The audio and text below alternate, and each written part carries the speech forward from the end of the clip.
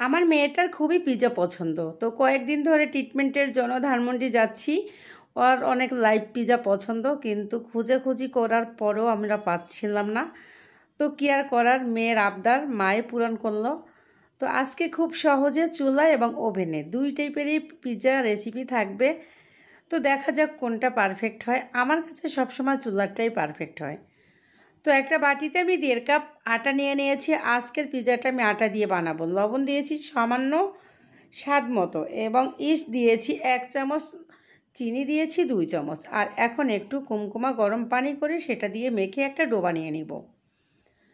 আর অবশ্যই এই পর্যায়ে কিন্তু একটু হালকা গরম পানি দেওয়ার চেষ্টা করবেন। তো ডোটা বানিয়ে নেওয়া শেষ। উপর সাইড দিয়ে আমি একটু তেল ব্রাশ করে দিয়ে ঢেকে রেখে দিব। আর এরই ফাঁকে আমি এই পিৎজার যে চিকেন, এটা রেডি করে নেব। আর এই পর্যন্ত মানে 10 থেকে 15 মিনিট আমি রেস্টে রাখবো। তো একটা চিকেনের ব্রেস্ট পিস নিয়ে নিয়েছি, আর কিছু সবজি, ক্যাপসিকাম, টমেটো, পেঁয়াজ এইসব। তো চিকেনের টুকরাটাকে আমি কেটে নিয়েছি, ধুয়ে পরিষ্কার করে পানি ঝরিয়ে নিয়েছি আগে থেকেই।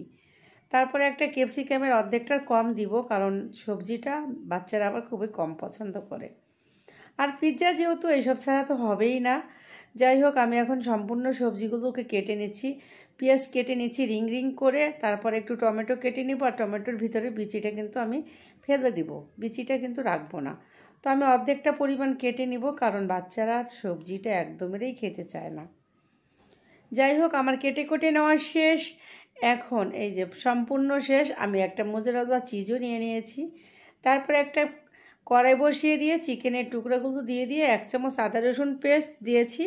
আর 1/2 চামচ করে ধনিয়া গুঁড়ো, জিরা গুঁড়ো এবং শুকনো মরিচ গুঁড়ো দিয়ে, লবণ স্বাদ মতো এবং সয়া সস দিয়েছি 2 চামচ দিয়ে চিকেনটাকে একদম সুন্দর করে ভাজা ভাজা করে নামিয়ে নিয়েছি। তো নামিয়ে নিয়ে এখন আবার আমি সেই ডোটার কাছে আসছি। 15 মিনিট ডোটা ছিল রেস্টে, এতেও অ্যাক্টিভ হয়ে গিয়েছে। আর এই অ্যাক্টিভ হওয়ার জন্য অবশ্যই ভালো ব্র্যান্ডের একটা ইস্ট ইউজ করতে হবে। তো আমি 2টা ভাগে ভাগ করে নিয়ে এখন আমি একটা একটা রুটি বানিয়ে নিব। আমি প্রথমটা করব চুলায়। তো সবসময় আমার কাছে চুলারটাই ভালো লাগে। তো একটা পিৎজা ট্রে নিয়ে আমি কিছুটা আটা মেখে নিয়ে আটাগুলোকে ফেলে দিয়েছি। আর এতে করে পিৎজাটা খুব সহজে উঠে আসবে, তেল দেওয়ার কোনো দরকার নেই। আর যারা এই আটাটা না দিতে চান তারা অবশ্যই এ পর্যায়ে ট্রেতে একটু তেল ব্রাশ করে দিতে পারেন। তারপরে আমি এখানে দিয়ে দিয়েছি হচ্ছে গিয়ে টমেটো সস, পরিমাণ মতো দিয়ে দিতে হবে। দিয়ে তারপর কিছুটা মোজারেলা চিজ আমি এখানে গ্রেট করে দিব।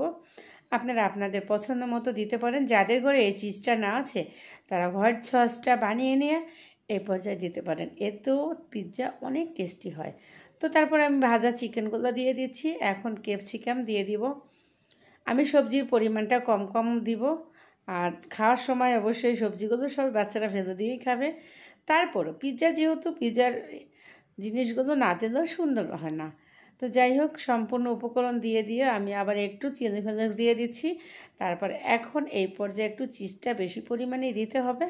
তো দিয়ে দিচ্ছি চিজ গ্রেট করে। আমি আমার পছন্দ মতো দিব, আপনারা আপনাদের পছন্দ মতো দিবেন। তো মোটামুটি চিজ দিয়ে দেওয়া শেষ। এখন আবার একটু উপরে দিয়ে অরিগানো দিয়ে দিচ্ছি, চিলি ফ্লেক্স দিয়ে দিচ্ছি। এখন কিন্তু রেডি। তো আগে থেকে আমি একটা কড়াই ফ্রি হিট করে নিয়েছি, এর ভিতরে একটা স্ট্যান্ড বসিয়ে দিয়েছি। এখন দিয়ে দিব পিৎজাটা, যেটা আমি এখন রেডি করে নিয়েছি। ঠিক একইভাবে আমি অন্য পিৎজাটাও রেডি করে নিয়েছি। তো এখানে আমি 15 মিনিটের জন্য দিব। তো 15 মিনিটের ভিতরে দেখেন, পরে আমি একটা স্টিলের ঢাকনা দিয়েছি, কারণ এতে করে কালারটা খুব সুন্দর আসে। প্রথম কাঁচের ঢাকনা দিয়েছিলাম, তো ওটা সরিয়ে নিয়ে স্টিলের ঢাকনাটা দিছি, কালারটা জোস আসছে। তারপর আরেকটা যে আমি রেডি করেছি সেটা আমি ওভেনে ফ্রি হিট করে নিয়েছি। আমি 7 মিনিটের 2 মিনিট ফ্রি হিট এবং 5 মিনিট দেবো 180 ডিগ্রিতে। তো মোটামুটি 5 মিনিটই আমার পিৎজাটা হয়ে যাবে। তো হয়েও গিয়েছে। তো দেখেন, আমার কাছে চুলায় যে আমি বেক করে নিয়েছি ওটাই একদম পারফেক্ট হয়েছে। ওভেনেরটা আমার কাছে অতটা ভালো লাগে না। আর তাছাড়া আমি এমনিতেও বাঙালি মানুষ, বাংলা জিনিস আমার কাছে সবসময় ভালো লাগে। হাতের কাছে যেটাই হোক সেটাই। দেখেন কতটা পারফেক্ট হয়েছে। তো রেসিপিটা এই পর্যন্তই। খোদা হাফেজ, বাই।